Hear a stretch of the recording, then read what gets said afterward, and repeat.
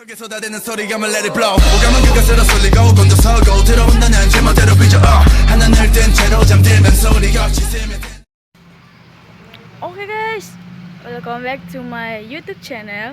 Nama saya Anggun Putri Wulandari.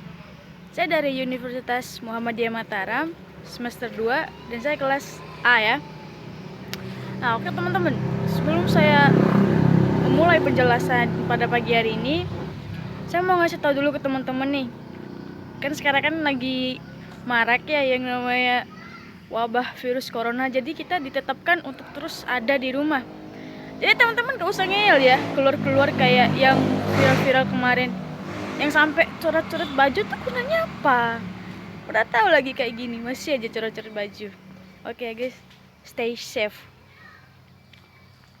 Nah pada pagi hari ini guys, saya mau ngasih pengetahuan lagi ke teman-teman kayak yang kemarin. Tapi kali ini berkaitan sama PKN. Lebih tepatnya lebih menjurus kepada persoalan mengenai identitas nasional. Nah, identitas nasional. Apa sih identitas nasional? Nah, mari kita bahas di sini. Check it out. Oke guys, kita lanjut. Jadi ya teman-teman, identitas nasional itu terdiri dari dua kata.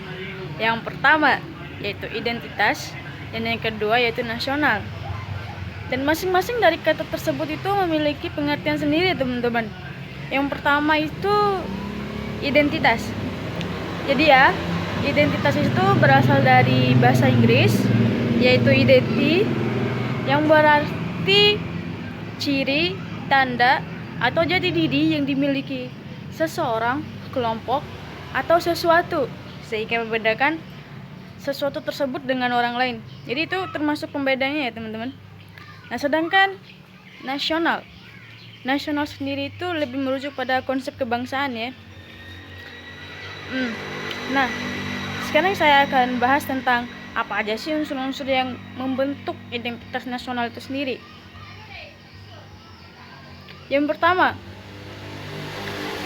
pasti itu agama ya, agama.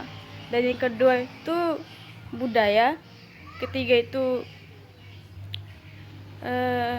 bahasa, dan yang keempat itu adalah suku bangsa. Nah, oke teman-teman. Jadi sekarang kita bakal masuk ke apa sih yang benar-benar membedakan negara kita dengan negara orang lain? Teman-teman tahu nggak? Apa sih yang benar-benar membedakan kita dari negara orang lain? Selain dari bahasa tentunya ya. Nggak tahu? Ya udah, tak kasih tahu wes. Jadi gini teman-teman, yang benar-benar membedakan bangsa kita dengan bangsa yang lain yaitu Pancasila. Kenapa saya bilang Pancasila? Ya begini, karena sebenarnya identitas diri kita atau bangsa kita itu adalah Pancasila. Karena Pancasila itu mencerminkan kepribadian dari bangsa kita. Nah, yang pertama saya contohkan saja sila yang pertama yaitu ketuhanan yang Maha Esa, yang dimana sila tersebut kan menganut pemahaman tentang bahwa berbeda-beda agama, berbeda-beda kepercayaan, berarti berbeda-beda juga tempat ibadah dan cara melakukan ibadahnya. Tapi apa sih yang mereka sembah? Yap, tetap Tuhan yang mereka sembah. Jadi di sini dapat kita ambil kesimpulan bahwa berbeda-beda agama, tetap satu yang mereka sembah, yaitu sesuatu yang mereka sebut sebagai Tuhannya. Dan saya ambil contoh dari negara Spanyol ya teman-teman. Jadi di negara Spanyol itu semua agama nggak bisa masuk ke sana. Nggak kayak di Indonesia yang agamanya apa juga bisa masuk kan, nggak ada larangan atau apapun. Jadi ya di negara Spanyol itu saya pernah dengar kalau negara Spanyol itu nggak nyuruh atau nggak mengizinkan Islam untuk masuk ke negara Spanyol.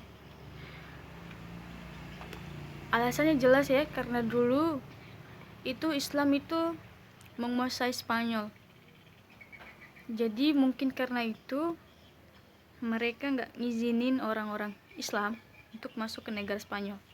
Nah, jadi dari situ aja kita udah kayak ngambil kesimpulan bahwa nggak semua negara di dunia ini mampu menerima perbedaan agama tersebut dan menyatukannya di dalam suatu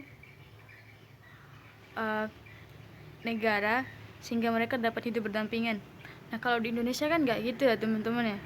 Semua negara pun bisa masuk ke Indonesia, mau Islam, Kristen, Hindu, Katolik, Buddha, Konghucu, semuanya bisa masuk di Indonesia. Kenapa? Karena di dalam Pancasila itu sudah disebutkan bahwa semua agama itu bisa masuk, dan yang dimana perbedaan agama tersebut nggak menjadikan bangsa kita ini menjadi apa ya, kayak amburadul, enggak. Karena itu justru bangsa kita merupakan bangsa yang bisa menerima semua agama dan menjadikannya sebagai salah satu ciri khas kita. Dan ya, sekarang saya bakal masuk kepada fungsi dari identitas nasional. Fungsi dari identitas nasional itu yang pertama yaitu sebagai pemersatu bangsa. Seperti yang saya bilang tadi, perbedaan di Indonesia ini banyak, mulai dari suku, ras, agama, bahasa, kebudayaan. Itu banyak teman-teman. Jadi ya, perbedaan itu gak menjadikan kita saling gunjing, saling mengucilkan, saling pamer-pamer. Ini loh, aku yang lebih baik daripada kalian. Kayak gitu teman-teman. Jadi yang dimana, yang seperti saya bilang tadi, Pancasila ini merangkum semuanya, menyamaratakan semuanya, menjadikan semua perbedaan tersebut dapat hidup berdampingan dalam satu negara, sehingga menjadikan kita sebagai negara dengan ciri khas yang menerima semua perbedaan. Nah, apalagi ya, iya jelas sebagai pembeda negara kita dengan negara yang lain, karena kan tadi saya bilang gak semua negara itu dapat menerima perbedaan.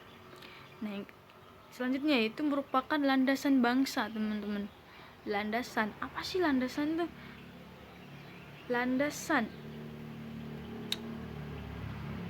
yang artinya identitas nasional itu digunakan sebagai semacam panduan, pemersatu, dan pegangan agar bisa mewujudkan cita-cita dari bangsa kita sendiri.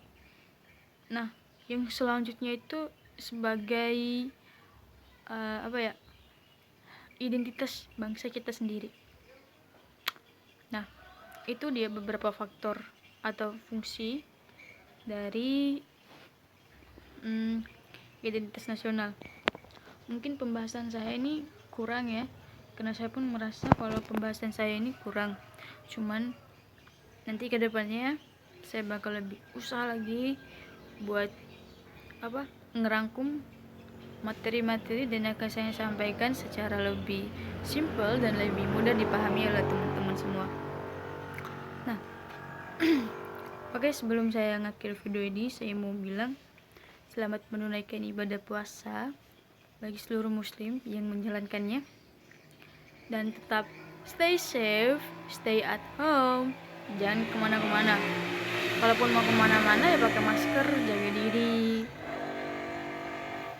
Nah, ya udah teman-teman, pokoknya jaga kesehatan, jangan lupa minum, gak usah minum deh, kayaknya puasa. Nanti dia pas buka minum. Nah, oke. Mungkin sampai itu aja pembahasannya. Kalau mau lebih lanjut pembahasannya, mungkin kita bisa share nanti bareng-bareng kalau mau. Untuk saat ini mungkin cukup sampai di sini video yang saya ambil atau saya berikan kepada teman-teman. Nanti lain waktu bakal saya share lagi pengetahuan atau ilmu-ilmu yang semoga bermanfaat buat teman-teman ya. Nah, mungkin sampai di sini aja untuk pertemuan hari ini. Lebih dan kurangnya saya mohon maaf ya teman-teman. Maaf kuotanya habis gara-gara saya. Saya juga kuotanya habis kok. Oke, dah.